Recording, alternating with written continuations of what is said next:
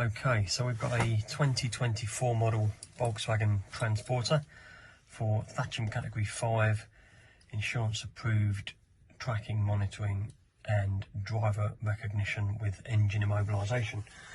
So this system differs from the entry-level S7 as you get a driver ID tag or card, some kind of device to identify you as a valid driver.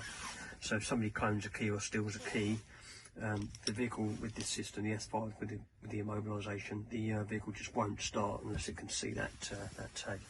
So demonstration, I've got the tag turned off at the moment. You can typically leave the tag turned on, but I've turned it off for demonstration purposes. So I put the key in the ignition, foot on the brake. Okay, vehicle won't start. That's because it can't see the tag. So simply to turn the tag on, if you press and hold the centre of the tag there you go, 3 flashes.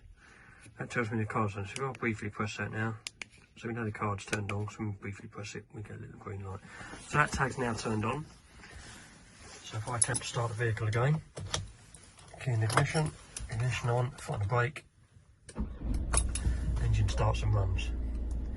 That's it. So system automatically arms the immobilisation once the engine's turned off and a valid tag is out of range.